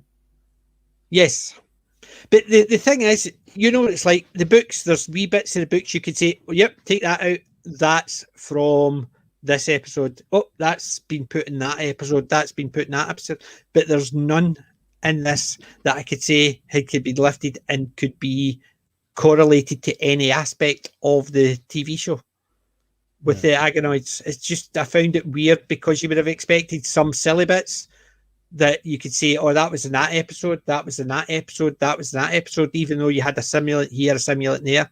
They just seemed to be nothing that I could have actually said, yeah, I could see where they've taken that from, or I know where they put that into the show because that bit's funny.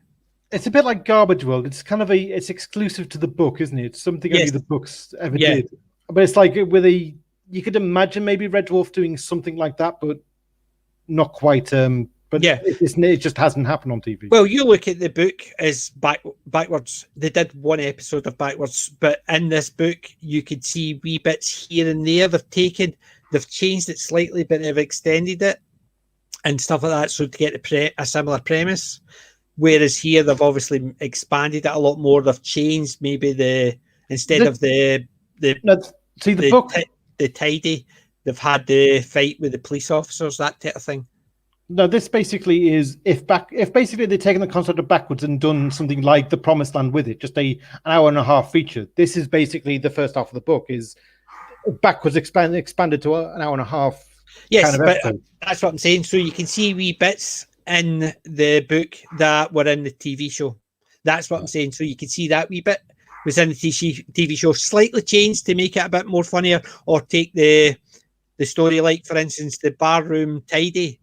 You can see that's the punch up with the police officers, the eating the food, or getting a taxi.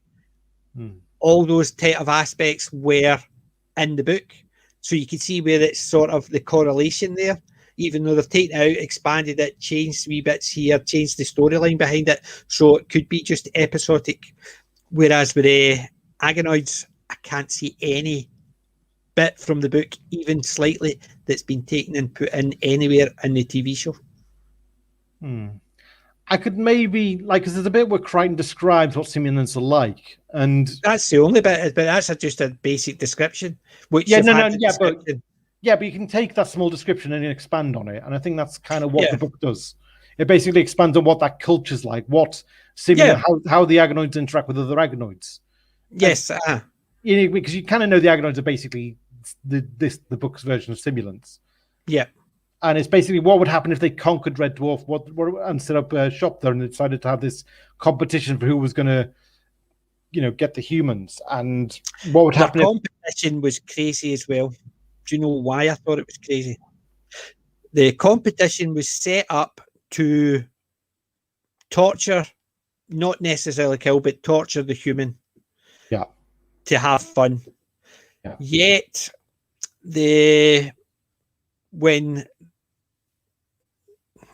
how far do we? When basically the terror wheel is activated, the simulants are in it. So they're the ones that get killed by it. So like the spike goes up and chops through one and spears them. Yet later on, they're talking about a bazookoid fired at point blank range, wouldn't even scratch it, and you're sitting there thinking that's sort of different to what happened in the. Do you see what I mean? It's the mention a bazookoid point blank range wouldn't even scratch them. Yet there's one's getting skewered with a spike, which was only meant to torment humans. Yet it could kill them, and you're sitting there thinking it's sort of changing how tough they are between one part of the book and another. Yeah, I mean, I think maybe some models were more vulnerable than others, and I think that because they did actually say that some of them have rusted down and some of them are. Yeah, but they were talking about their being tough in the first place, but then you're getting spikes going through them and killing it, and then stuff like that. Then they mention about a bazookoid would just wouldn't do any damage to it, as if that's just a standard thing. That's why simulants are so hard to kill in the first place. I think if they were kind of in a death trap where they were being bombarded with those kind of weapons, then maybe it would start to, after a while, start to have an effect. Whereas if you're kind of in a one-on-one combat situation, then you can only fire a few shots before the Agonoid overwhelms you. But if the Agonoid's in a death trap, one of several death traps, that before you get to the front door, gets to the exit rather, then I think maybe that's when the damage would start to kind of pick up. And yeah. And I think the implication was that if it just wounded one, then the Agonoid could do the rest of the damage to the other. Because it was in a way, I think it worked, because they'd kind of become so frustrated with the wait to kill the humans that they basically all started outdoing each other and started screwing each other over to kill each other. Because that's what they were programmed for. They were programmed for warfare. So they didn't have any kind of camaraderie or mercy. They just And I must admit, I like the naming convention was good. Oh God, it took me a while to because what were the characters' names? There was Maiden Taiwan, Junk Keep. It took me a while. So June Keep. Oh, Junk Heap. Oh, I get it now. And what was the other one? Pizza Crap. Pizza Crap. Aye. Yeah. Pizza Crap. But basically, they were all designed with a cruel in joke by the humans. Mm-hmm. But I did like that. I just thought that was quite well played. I would have liked to have seen a name of a few more to see how they would have gone down that route. What other silly names would have been there? Yeah. But it was unfortunately we only got introduced really to 4. One of them you didn't really get a name, and that was the one that they basically ripped us apart to get the eye. Well, no, I thought the 4 was enough to kind of build a bigger culture. Anyway, but I'm just saying I would have liked to hear a few more names, but we only get the introduced to the 4. Yeah. Okay. Mm-hmm. Yeah, I mean, so they could have talked about so and so doing this and that, but just so you get the names, just so they could have played a wee bit more with the names. That's all. But can't really complain, because I think, as you said, the 4 was enough. Yeah.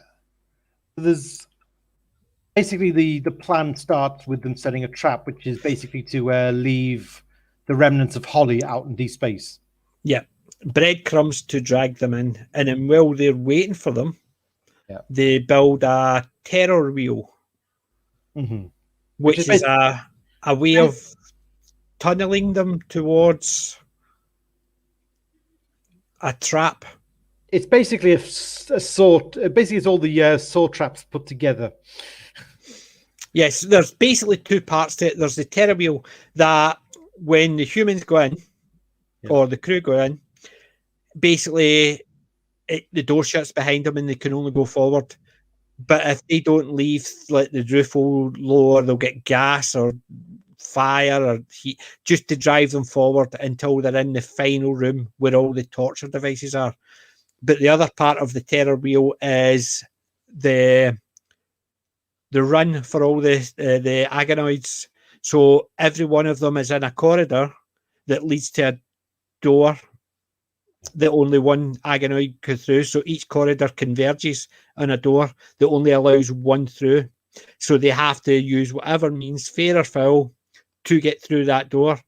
And they're in a race with all the other agonoids who are fighting other duels to try and get through, to be the last one through. And the one who gets there first will be the one that will be allowed to torture the crew. Because the thing is, what they found out from Red Dwarf's databank is that because the agonoids want revenge on humans because humans made them and then designed them for war and then turned on them and then basically drove them from the solar system. And they found out that now that there's only Lister's the only human left alive. So they've got this predicament of, well, we want revenge on this one guy, but killing him once isn't enough. And we got to torture. And the thing is, they got so many. There's so many agonoids. They got a huge population of agonoids. It's like, well, everyone's kind of compete. Let's turn this. So the thought is, let's turn this into a competition for who. And so they designed this death wheel with the aim that every agonoid gets a chance to kill the human. But what they don't count on is that the designer of the death trap has just set a trap for all the agonoids. Yes, which I thought was quite ingenious. Quite cool, because he's basically the oldest one, Junkkeep. Yeah. He's the oldest one, or the one that's fallen apart, but it's only his guile and his brains that have kept him alive because all the other ones don't want to rip him apart because he keeps everything else running. So that's the only thing it's going, and eventually he's going to break down to the point where he couldn't keep things running. Then they're all going to turn on him. And what he did was he turned on them all first. Yeah. Which I thought was quite good. It's basically like a lot of those really nasty torture porn films, but somehow the fact that it's got that humorous edge makes it funny. It makes it it's not so nasty. It's where it's on the right side of entertaining, if you know what I mean. Yeah. Because it's just like how irredeemable these characters are, but it's just it's comically done. Yes, it is. Which effectively leaves you down to 2 agonoids left. Yeah. There's one of them, which is Junkkeep, and the other one is Piece of crap. Yeah. Because Maiden Taiwan gets tricked into a virus being released on his nervous system by Junkkeep. Yeah, because basically the way it works is you've got these basically they've got these kind of cards that are like discs that you can plug into the forehead of each agonoid, and this is kind of how they get themselves drunk. Is basically they plug in these systems to rewire their neural components. But yeah. So they get one of these and just go. Basically, they did that with the simuloid in. Oh yeah, that's right. They did that. That was the only time they ever did something like that, and that's probably one of the only few things that I can think of. That was the one with the Rimmer's brother.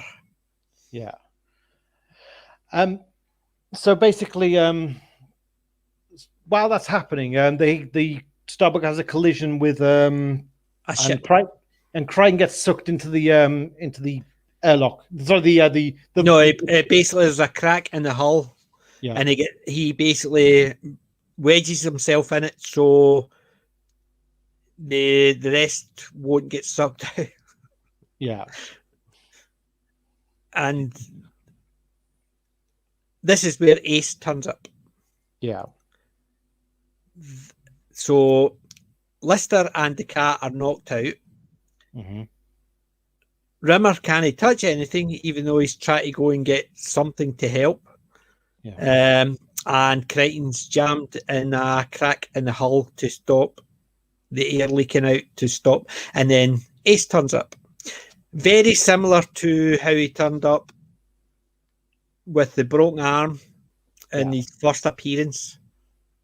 But there's a big difference, isn't there? Because something happens to Ace, doesn't it? A big, big difference. Yeah. Yes. Which I must admit I had forgotten about until I listened to it again the first time for this review. I couldn't even remember. I didn't even remember it from reading it years ago. Right, they have to do the repairs from outside the ship. So they have to kind of Yes. get Triton in. So But they basically they but weld while they're them doing in. yeah, but while they're doing that, that's when there's two agonoids basically. There's Junkheap and Piece of crap. yeah, they both attack them separately while they're out in space, and one of them basically Ace has to sacrifice himself but because Junkheap basically, Pizza Crap basically kills him. Yes, saving Lister's life. Yeah, And he saved Lister's life because he basically was captured and was getting taken in, and Ace comes out with a jetpack and slams into him and drives him away into the distance. And then Piece of Crap basically manages to grab a hold of Ace when Ace releases gets the jetpack to push him back, and he's to make sure he's trying to get the jetpack from him. So he starts crawling up his suit, but Ace manages to release the jetpack and it disappears. So Junkheap can't come back, and effectively Junkheap ruined his face. He smashes his visor because you hear "Smoke me a kipper out." Yeah. Yeah. So yes, Ace dies in this one. And it's the thing, like we've only really got two agonoids to contend with, but like that shows you that even one is enough to cause serious damage. And then the second agonoid attacks them, and that's when basically again they manage to shoot Junkie. It's Junkheap who attacks them next, isn't it? And basically they shoot him off into space, but he infects Starbug with a virus, which causes the Starbug to go into a death dive into a planet. Yeah, and they can't stop it. So, because all this says on the screens is "See you in Silicon Hell." Yes, which is effectively the only thing it's like the Gunmen the Apocalypse. Gunmen Apocalypse. Right. Good night, Wend. Thanks for joining us.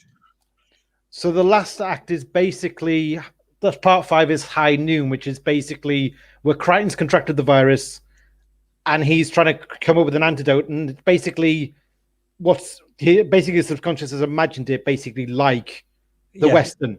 So it's basically the plot of Gunmen the Apocalypse, but it's more expanded. Like the bit at the end of Gunmen where they lose their powers and they have to fight it out, that is extended a lot more. We actually see Rimmer beaten to a pulp, and then basically the virus starts affecting his life being. And so basically he experiences what it's like to be boiled alive and still being conscious.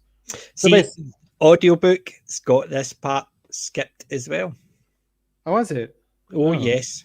They basically, apart from their death dive into the planet, it's basically they're just trying to slow it down, and the time's not working, so they end up jumping in the ship. This part, that's the part I'm damn annoyed. I'm going to have to check that for my. Can I just say you missed out, because the way it expands on Gunmen the Apocalypse is brilliant. It's like it feels like a more real town. There's more of a showdown. It's more like Death. Like you actually because there's the four Horsemen of the Apocalypse, right? Death is kind of a late arrival. When he arrives, he is chilling. They really kind of make him a more sinister character than himself. Yeah, and so it's a lot more. It is a kind of much more. It feels like a richer experience of the episode Gunmen the Apocalypse. See, that's the part I missed, because I'm sitting there thinking it doesn't really sort of tie in, and then as soon as you mentioned that, I thought they've cut another bit out of the audiobook. Why the hell do they do that when it's meant to be on a bridge? I'm worried about my Last Human copy. It's the same. I'll need to make sure it's not.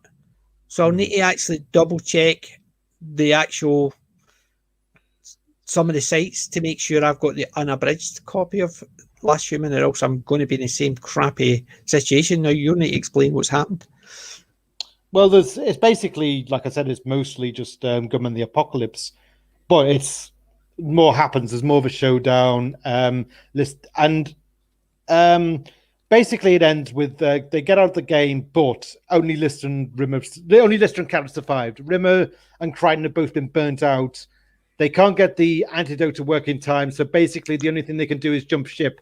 So they use Ace's ship to dimension jump, and they land in a universe where basically now what happens is basically it's a universe where Lister and Cat died in Better Than Life. Well, see, in the book, the audiobook I've got, it's a completely different.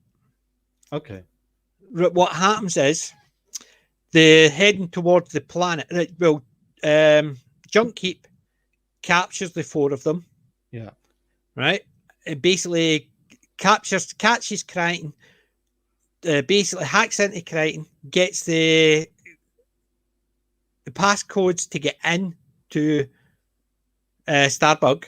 Right. Captures the four of them. Yeah. And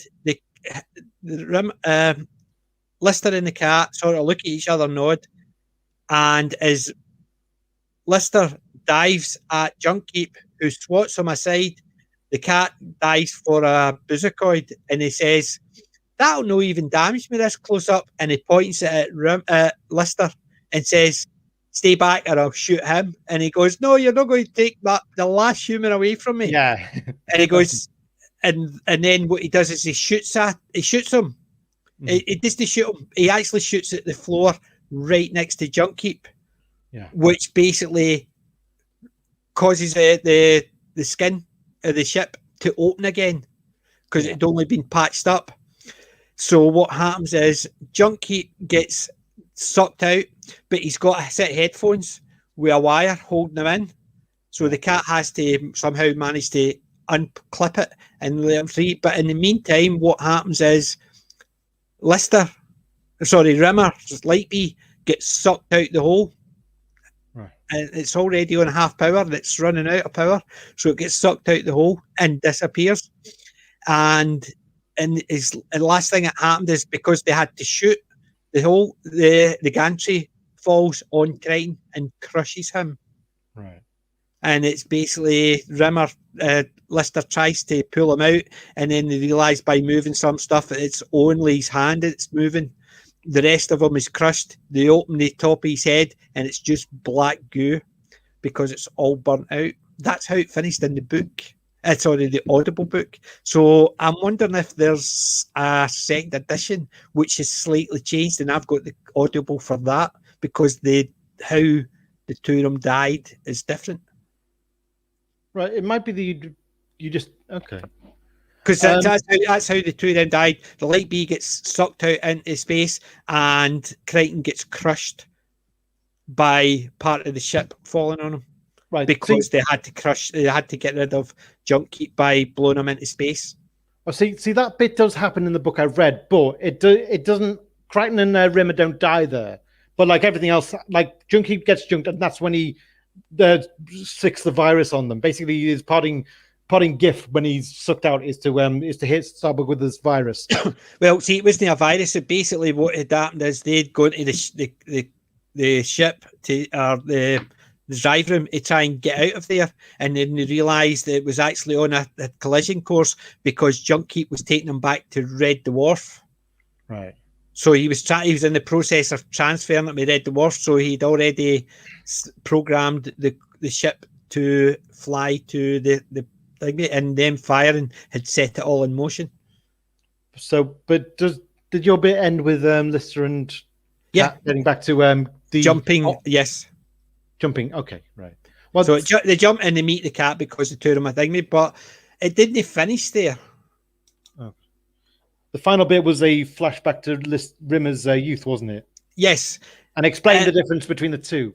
Yes, it did, because in this one, Ace had been kept back. So the same race that Rimmer was running and tripped and fell and made an ass of himself, Rimmer, our Ace, basically was winning it because he'd been held back. He was the tallest boy. He was expected to win. Everything had started working for him. His family were cheering him on, all for him, his mum as well. But he noticed one of the boys who's running fast, who he always picked, because he was one of the boys who picked the teams now, was his father was in the crowd, and his father was divorced, and he was obviously trying to do it. So what he did was he threw the game. He threw the game. He deliberately tripped himself. Yeah, to do it. That's the part I was talking about. That's Ace. Yeah, he sees something and somebody needs help, so rather than actually, he just falls and then he just passes it off as if it was nothing. You go back to the fight scene, and it's the girl that's asked him, changes it. Whereas that is Ace. That's what I would expect Ace to see something and want to help him, but not make it look as if I'm helping him to anybody. Didn't even say to his mum, well, like that type of thing. He just sort of went like that. And he basically shrugged as if to say, sorry, I lost. And she just sort of, there's nothing wrong with losing. Whereas, obviously, in the early ones, everything's wrong with losing. You're a loser. But that's what I was saying about the difference between Ace at that part and Ace when he was a commander in the fight. You felt like, you mean like the ending is more in character for Ace than the Ace? Yes. Just because that one wee part where it was the girl asked him to help, and he's did that. Whereas to me, Ace would have done that without anybody knowing, because you know fine well, if that was the case, all they needed to do, the two of them could have had an argument, and I wouldn't have met you if I hadn't asked Ace, without thinking, because in an argument, people's tempers go so that. But that's what I'm saying. Whereas if Ace was the only one that knew it, and he did it off his own back to help them, that's would have been Ace. Whereas the bit in the corridor when she's talking to him and thanking him, I just thought wasn't Ace. Whereas this part is the part I thought that's what Ace would have done. Yeah. You see, that's the only difference, I must admit. Yeah. But despite those niggles...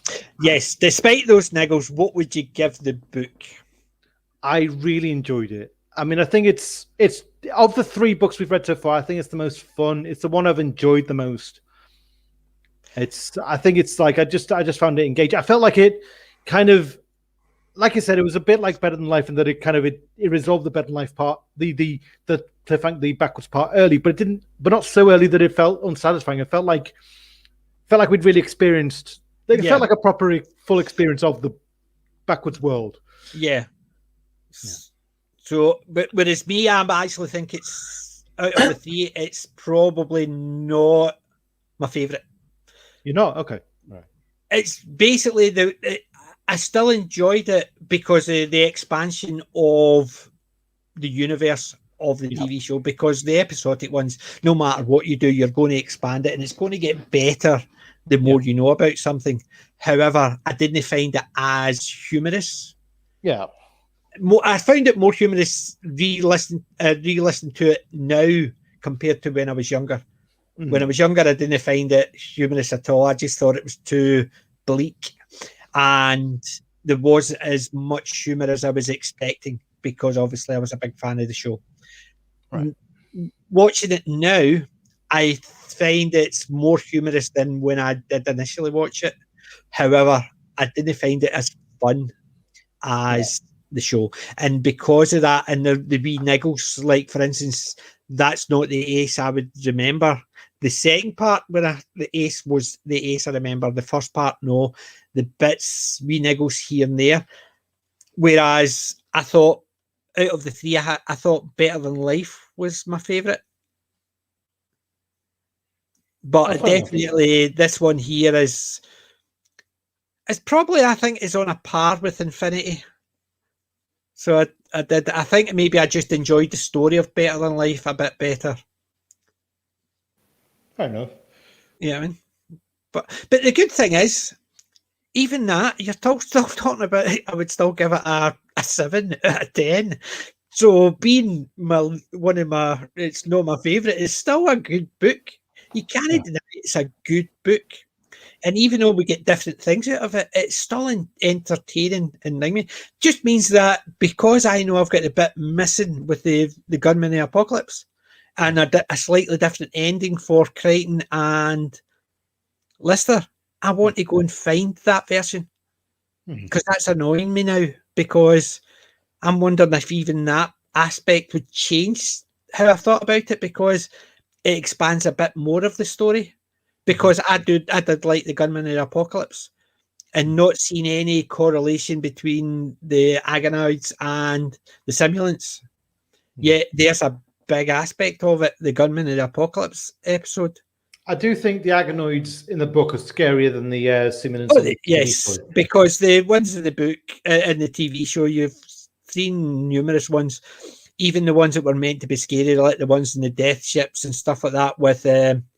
you killed my brother, and it's got the thing me to actually allow the missiles to pass through. Yeah. They were meant to be scary, but they were silly scary. You know what to do with the sword. Clean it. Have it cleaned and returned to me. Oh, you didn't want me to come at Harry? No, that type of thing. So they weren't scary. Even the one it was when it was in Justice World, wasn't scary. So whereas these ones, yes, you can imagine. Or you can't imagine them. They're more Terminator. Yeah. So, yes, they would be a lot scarier, and I can't imagine Terminator in a comedy show.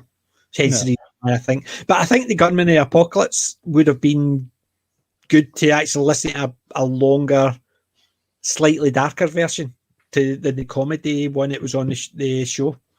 So I need to go and find the book. It's got that. Even if I have to dig out my book, God knows where it is. It's in one of my boxes somewhere, just to read that part again, that couple of chapters. But it's annoying. I've still got the hard book. Sorry, the hardback, rather. See, mine's is a paperback, and that's the thing. That's why it's in a box, because paperbacks are just... I can show you the difference. Hold on a wee sec. I'll show you this. It's just these are books that I've not got. I've got my headphones off, so I'll not be able to hear you. Give me 2 seconds.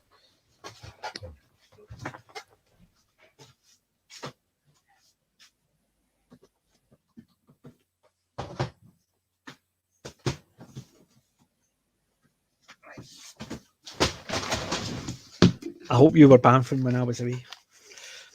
Sorry? Right. I hope you were talking when I was away and it wasn't silence. Sorry, right. I was. Okay. Right. These are the 2 books, Wheel of Time books, right? There's my paperback. This is probably one of my better condition paperbacks, right? All the other ones are falling apart, but that one's still in a decent condition, right? Whereas the hardback, right? Still perfect condition, because when I'm reading them, I take the slipcover off. So I do. So even if the book gets a wee bit damaged, the cover goes back on without it still looks in really good condition. That's why I think the difference between paperbacks and hardbacks, and it's because those ones, once they're grubby, they're grubby. Those ones, once they're grubby, you just take the sheet back off and away you go. You know what I mean? So that's why that's the difference between the two.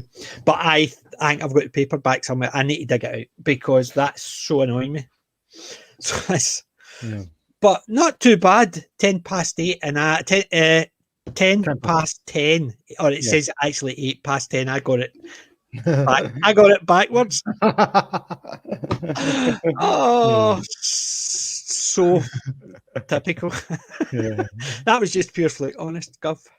Anywho, I must admit, I'm looking forward to The Last Human. I'm going to go and double check. I need to get backwards. That means I've got another couple of listens to and read throughs of backwards, because I need to get the one with the proper ending in it. That's really annoying me now.